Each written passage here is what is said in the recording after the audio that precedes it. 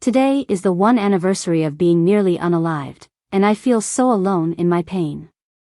Basically none of my loved ones besides my spouse gives AF, and I have no one to tell, so here I am. Trigger warning: violent assaults, suicide, eating disorders, PTSD, sexual assault and graphic descriptions. I've been dreading this day every single day for this past horrible year. I have my husband who cares very deeply and was really affected by this. But he's basically it. So I'm just gonna write it down here because why the F not, and I have no one else to talk to. Last July 18th, I was having a great day. I went crabbing with my brother and his best friend who was visiting from out of town. At the end of a good crabbing session, we packed everything up in my brother's car and headed home, at about 10:30 p.m. I'd just gotten back into Pokemon Go, and was riding shotgun, catching Pokemon. My head was turned to the right and I was looking down. We were driving along, my brother driving and his friend in the back seat. It was a normal night, not really many cars on the road. This night was no different than any other. Then suddenly we heard an explosion, and I heard a scream that sounded like a dying animal. I realized it was coming from me, and I had massive pain in my head and left shoulder, and couldn't move my arm at all. Did the radio explode? Did we just get into an accident? No, the car was still driving along. And I realized through the glass shards in my eyes, there was a massive hole in the windshield right in front of my face. We were moving at about 65 miles per hour, and all I could hear once the screaming stopped was the wind, loud as F as it whistled through the hole, and the surreal deafening silence that surrounded it. My city had been under attack for some time. I found out later that there'd been 200+ assaults on vehicles that summer, where people were throwing large rocks and other shit at cars from the sides of the freeway. For mine though, some guy decided to F up my life, further, that night by dropping a massive rock from a 50-foot overpass tunnel entrance, through the windshield, directly into my head while my body moved at 65 miles per hour. The rock would have hit my square in the face if I hadn't been playing Pokemon Go and hadn't been looking down and to the left. It hit me in the left side of my skull, then bounced onto my shoulder and back to my head, striking me a third time behind my ear. I can't honestly describe how I felt. Once I realized what had happened, I calmly called 911 for myself, knowing I only had a few minutes left to call my husband and say goodbye before my brain swelled and I died right there in my brother's car. I asked my brother and his friend if they were hurt, and was so grateful I'd been chosen and not them. As we were crossing the bridge that connected my island to the mainland on the other side of the tunnel, I felt strangely calm. I'm always calm in the face of death, and this wasn't the first time for me. It was a beautiful night, warm and silent besides the whistling of the wind through the hole in the windshield. I'd been happy that day, a rarity for me. I caught a lot of crabs too. The car crossed the bridge, and my brother pulled over at the earliest exit. I called my husband on the way there, telling him that I was okay, that I'd be fine, that I hadn't lost consciousness. It was a lie, besides the consciousness part. But I didn't want the last thing my husband to hear from me to be me screaming or freaking out. The ambulance met us at the exit, and at that point I started to have what we thought was a seizure.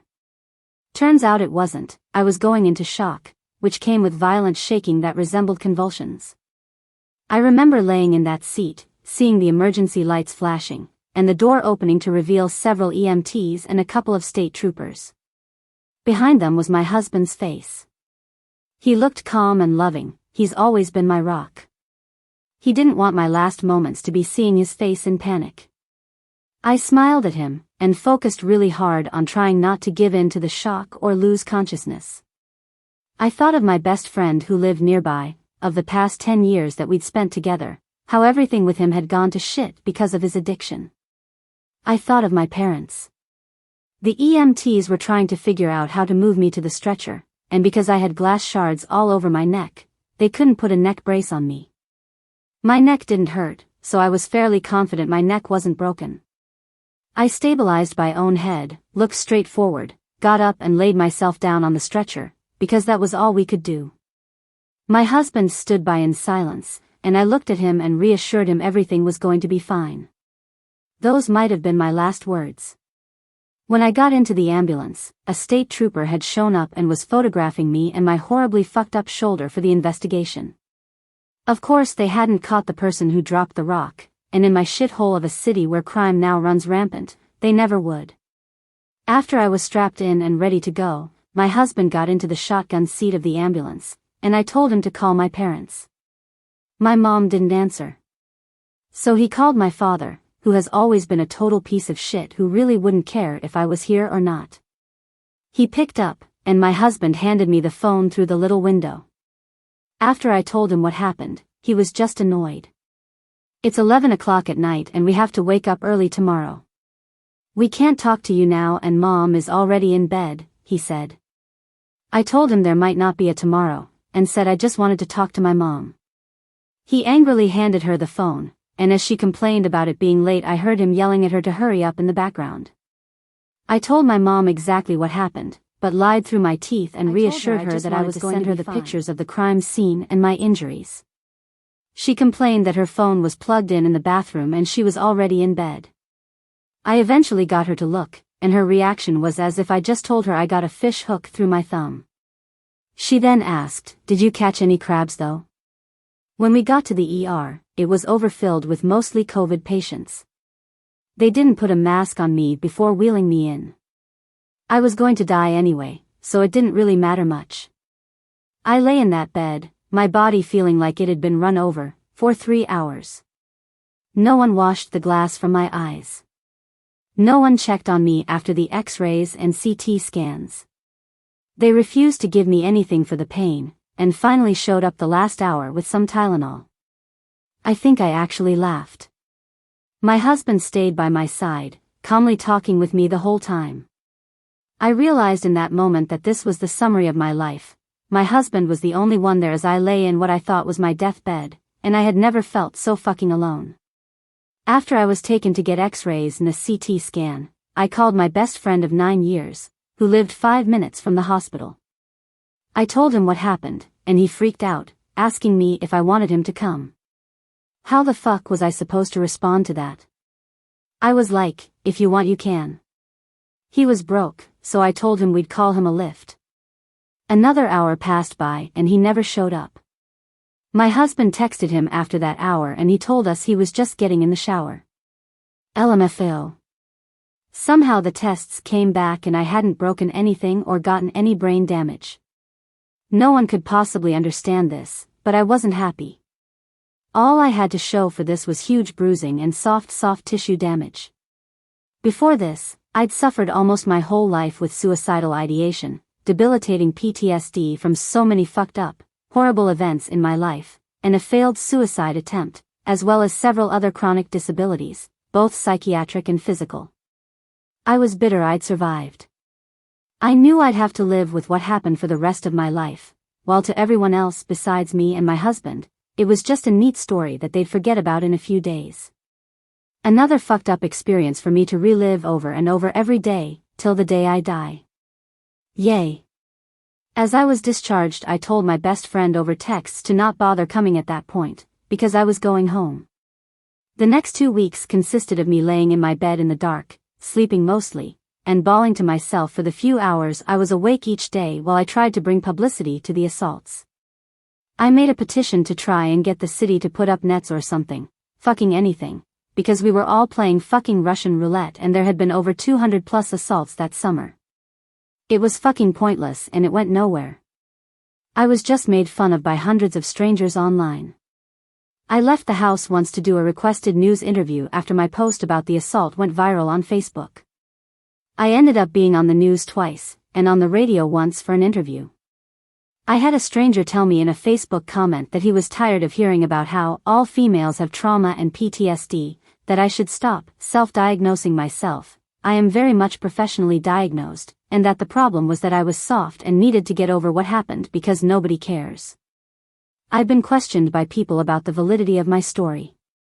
I've been asked by my brother's SO if I'm sure I was actually hit in the head, and questioned about why it affected me so much since all I got was just a bruise.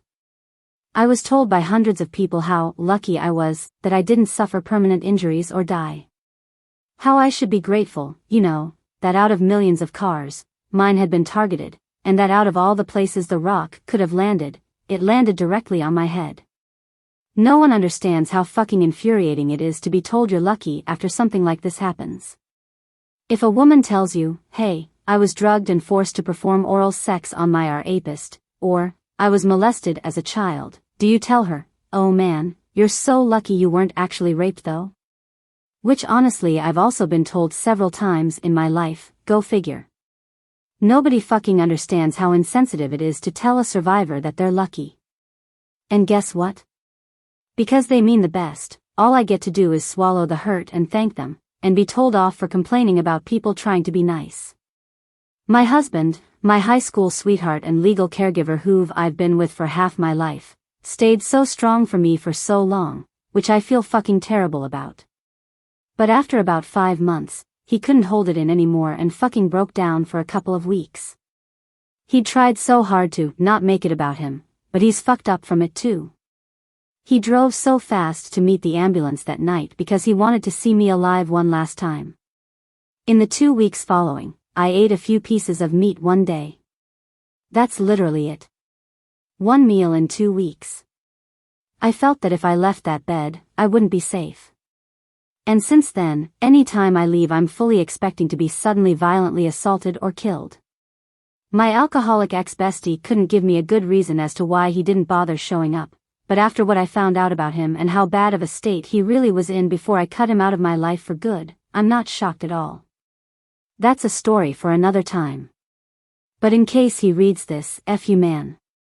You're literally the worst best friend someone could ask for and a shitty useless person. I'll add that many months later he stayed at my house to help me as I was about to be hospitalized for my eating disorder, and stole hundreds of dollars, weed and alcohol from my husband and me to fuel his addiction. That was the last straw before I cut him to ask me if I was okay after that. And after a couple of months, my mother freaked the F out because I wouldn't fly across the country with 1 day's notice to have her dog put down, regardless of what I was going through, because she couldn't stomach it. I lost it.